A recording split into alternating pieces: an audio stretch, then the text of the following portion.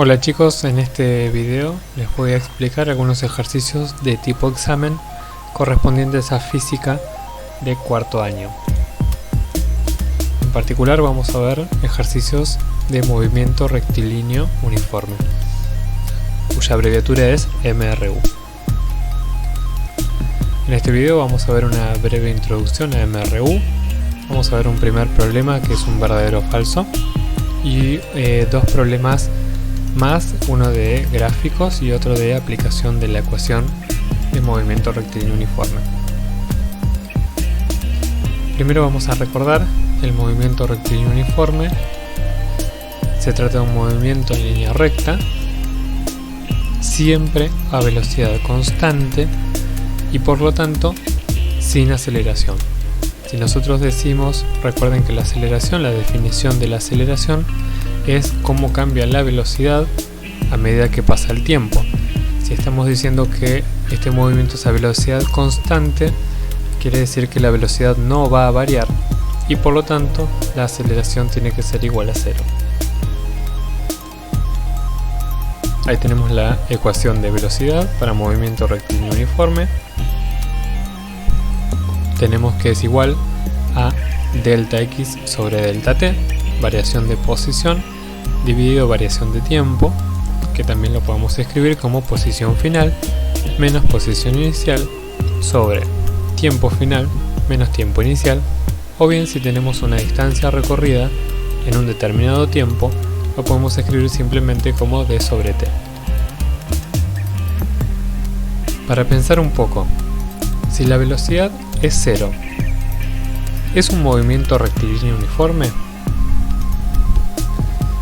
La palabra movimiento indica que tenemos un cambio de posición y por lo tanto tenemos una velocidad. Si la velocidad es cero, no vamos a estar en movimiento, si vamos a estar en reposo y por lo tanto no se corresponde con ningún tipo de movimiento y menos con movimiento rectilíneo uniforme. Por lo tanto, si la velocidad es cero, no es un movimiento rectilíneo uniforme, de hecho no es ningún tipo de movimiento. Vamos con los verdadero o falso. La primera afirmación dice: en MRU la aceleración siempre es constante e igual a cero. Por lo que vimos al principio, esta afirmación es verdadera, pues el movimiento rectilíneo uniforme, la velocidad es constante, por lo tanto la aceleración también es constante, pero igual a cero.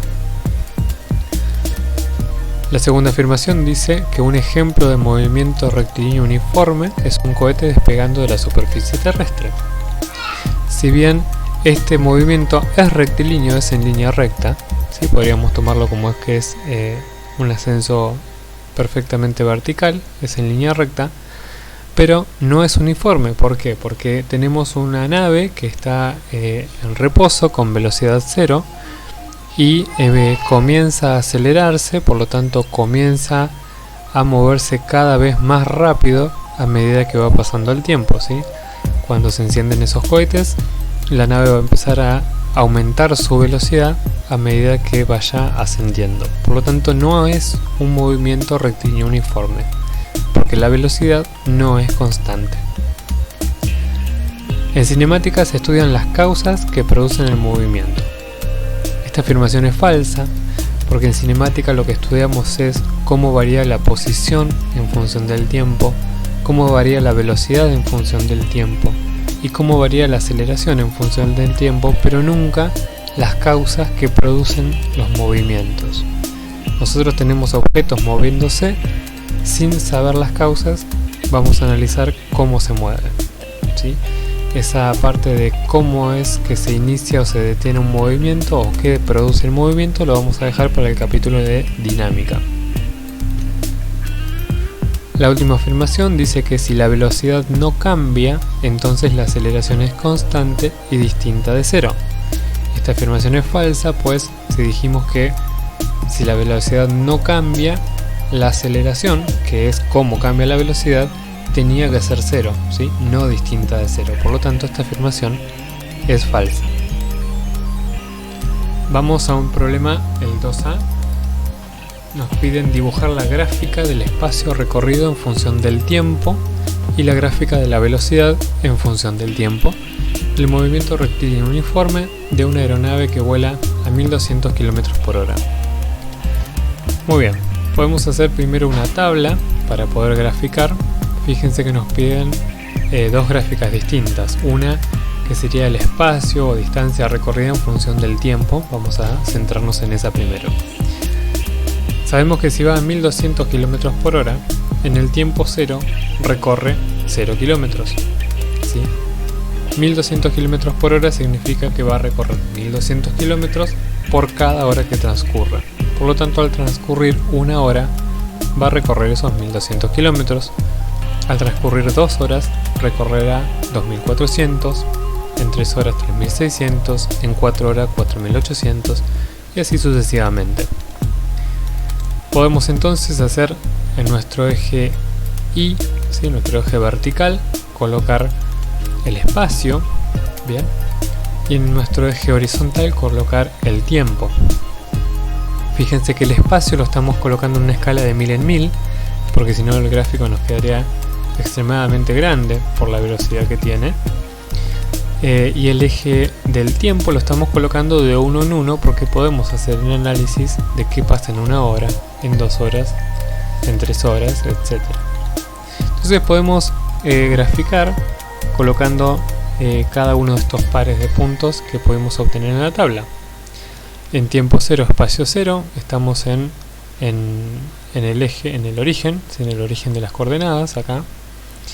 En tiempo 1 estamos en 1200, tiempo 1, 1200, y con esos dos puntos en realidad ya nos alcanza para poder graficar esta recta, por lo que vemos en matemática, que por 2 puntos pasa una única recta. Entonces con esos 2 puntos ya nos alcanzaría para trazar la gráfica.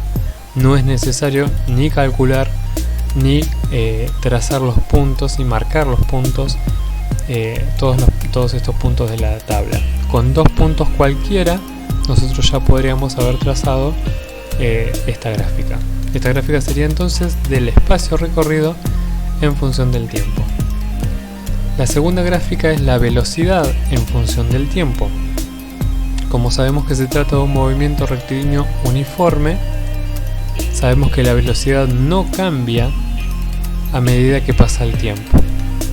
Si la aeronave viaja a 1200 km por hora, lo va a hacer en cada momento que vaya transcurriendo, ¿sí? En nuestro eje vertical, en este caso, vamos a poner velocidad, ¿sí? 1200 km por hora, estaríamos acá.